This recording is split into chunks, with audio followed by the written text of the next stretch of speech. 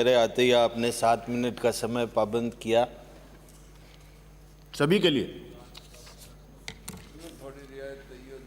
आज शहरी विकास पर मांग संख्या 29 पर बहस चल रही है। इसके बारे में मेरा ये निवेदन है कि प्राचीन काल से शहरों का महत्व हमारी संस्कृति में रहा है और हमारे यहाँ तो प्रातः स्मरण जो होता है उसमें शहरों का स्मरण किया जाता है। अयोध्या, मथुरा, माया, काशी, कांची, अवंतिका, पुरी, द्वारावती चैव सप्तेता मोक्षदायका। इन शहरों का महत्व इतना है कि इनको प्रातः स्मरण में जोड़कर रोज हम नित्य स्मरण करते हैं कि भाई हमारे देश में ये शहर हैं। तो शहरों का महत्व प्राचीन काल से रहा है।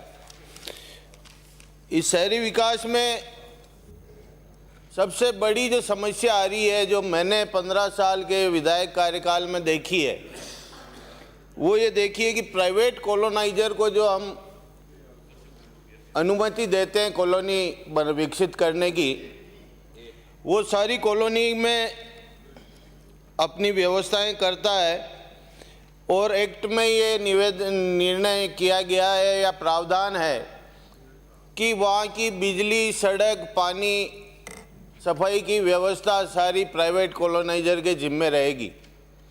जबकि होता ये है कि प्राइवेट कॉलोनाइजर अपनी कॉलोनी जब तो विकसित करता है तो वो विकास का चार्ज जो होता है वो यूआईटी में जमा कराता है, लेकिन उसके बाद वो जो कॉलोनी विकसित करने के बाद प्राइवेट कॉलोनाइजर तो अपने घर चला जाता है और वहाँ रहने वाले जो निवासी हैं वो लगातार ये समस्या से ग्रसित रहते हैं कि वहाँ पेयजल की व्यवस्था नहीं होती है, वहाँ सड़कों की व्यवस्था नहीं होती है, वहाँ बिजली की व्यवस्था सही नहीं होती है, वहाँ सफाई की व्यवस्था नहीं होती है। और जब हम वो जनता हमारे पास आती है, हम जनता से बात करते हैं, अफसरों से बात करते हैं, तो अफसर ये कहते हैं साहब प्राइवेट कॉलोनाइजर की जिम्मेदारी हमारी नहीं है। तो वो जनता प्राइवेट कॉलोनाइजर की उस यूआईटी और उस प्राइवेट कॉलोनाइजर के बीच में फंस के रह जाती है और लगातार लंबे समय से आज मेरे भिलवाड़ा शहर में लगभग 50-60 प्राइवेट कॉलोनियाँ विकसित हो चुकी है और वहाँ पेयजल का, चंबल का हमारा पूरी योजना लागू है। पूरे शहर में 5 लाख व्यक्तियों को मिल रहा है, लेकिन प्राइवेट कॉलोनी में रहने वाले 50,000 व्यक्तियों को आज तक पेयजल की सुविधा नहीं मिल पाई। और वो प्राइवेट कॉलोनियाँ न सफाई के लिए, वहाँ कहते हैं कि यूए नगर परिषद को कहते हैं साहब हमारे को आदेश नहीं है प्राइवेट कॉलोनियों में सफाई की व्यवस्था करने का, हमारे रोड लाइट लगानी है हम नहीं लगा सकते साहब, यूआईटी मना कर देती है, नगर परिषद मना कर देती है। और यहाँ तक कि पेयजल जैसी जो सामान्य जीवन की आवश्यकता है जिसके बिना जीवन संभव नहीं है, उस पेयजल के लिए आज लगातार 10 साल से हम भिलवाड़ा वासी तरस रहे हैं। 50-60 हज़ार की आबादी परेशान है। तो मेरा ये निवेदन है कि अगर आप एक्ट में संशोधन करें तो सभापति महोदय, मेरा मंत्री जी से आग्रह रहेगा कि प्राइवेट, ये पूरे, ये केवल भिलवाड़ा शहर की समस्या नहीं है, पूरे राजस्थान की समस्या है कि प्राइवेट कॉलोनाइजर को या तो ऐसा पाबंद किया जाए कॉलोनी की स्वीकृति देने से पहले कि वो वहाँ सारी व्यवस्थाएं सुचारू व्यवस्थित विकसित करके फिर उसके बाद कॉलोनी को बेचेगा, या फिर ऐसा करें कि सरकार अपने जिम्मे ले कि पेयजल, सफाई या बिजली और सड़क, ये व्यवस्थाएं लगातार। आज कॉलोनाइजर एक बार तो अपनी व्यवस्थाएं करके चला जाएगा, लेकिन उनको मेंटेनेंस वो करता ही नहीं है और सारी जनता परेशान रहती है। इसलिए मेरा विशेष आग्रह रहेगा कि अगर आप नियमों में संशोधन करना चाहें तो करिए, लेकिन प्राइवेट कॉलोनाइजर भी हमारी मतदाता है, हमारी जनता है, आपकी जनता है। तो उन जनता की सुविधा के लिए जो जीवन की मूलभूत आवश्यकताएं हैं, बिजली, पानी, सड़क और सफाई, उनकी व्यवस्था माकूल हो सके, इसकी व्यवस्था होनी चाहिए। मेरे भिलवाड़ा शहर में 6 साल पहले सीवरेज आया था और वो कार्य 6 साल पहले शुरू हो चुका है। उस सीवरेज में 2020 अगस्त में उसका समय पूरा हो गया। आज भी पहले फेज का काम 4 बार समय बढ़ा चुकी है सरकार। क्यों बढ़ा रही है हमारी समझ में नहीं आ रहा है।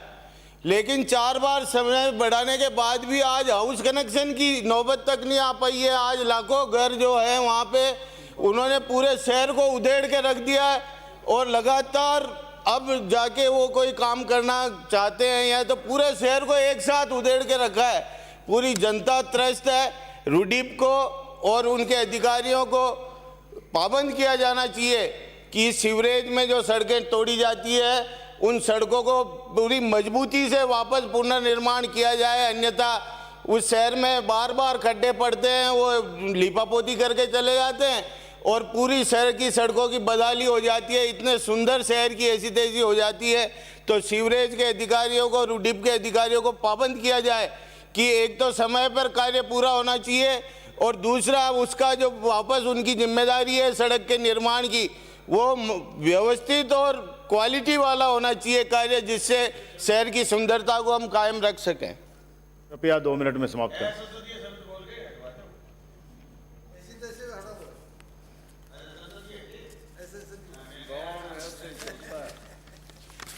कोई भी असंसदीय शब्द होता है तो डिलीट माना जाता है, वो डिलीट ही करना है। भीलवाड़ा सिटी में यूआईटी में नगर परिषद का 125 करोड़ रुपया बकाया है और पिछले 2013 से लगातार यूआईटी पैसा नहीं दे रही है। यूआईटी एक्ट में प्रावधान है कि जो प्लाट यूआईटी बेचेगी उसका 15% पैसा स्थानीय निकाय को दिया जाएगा और तत्काल प्रभाव से दिया जाएगा। लेकिन वर्षों से आज 125 करोड़ से अधिक पैसा भीलवाड़ा नगर परिषद का यूआईटी में बकाया है और यूआईटी के सारे कार्य पेराफेरी में करवाए जा रहे हैं, शहर में नहीं करवाए जा रहे हैं। जाने किस दबाव में पेराफेरी में कार्य होता है ग्रामीण क्षेत्रों में जहां आवश्यकता नहीं होती है, लेकिन शहर का पैसा, कमाई यूआईटी की शहर की और सारा पैसा पेराफेरी क्षेत्र में व्यय किया जाता है। तो मेरा मंत्री महोदय से आग्रह रहेगा कि एक तो नगर परिषद को 125 करोड़ भीलवाड़ा यूआईटी में जो बकाया है वो तत्काल प्रभाव से दिलाया जाए, जिससे शहर के विकास कार्य अवरुद्ध नहीं हो और लोकतांत्रिक तरीके से चुने हुए जनप्रतिनिधियों के द्वारा शहर का विकास हो सके। अफसरोशाही के कारण से सारा शहर हमारा बर्बाद हो रहा है। उस यूआईटी में सारा कार्य पेराफेरी एरिया में जाने कौन ले जाता है। साहब, हम निवेदन कर चुके हैं बार बार कि शहर का कार्य शहर में होना चाहिए या एक आप अनुपात तय कर दीजिए कि पेराफेरी में इतने % कार्य होगा और बाकी का कार्य शहर में होगा। ये मनमर्जी का जो तरीका है अफसरों का, ये मेरा निवेदन है, इसको तत्काल प्रभाव से बंद करके 2 minute please, time please sir, 1 minute में समाप्त कर दीजिए।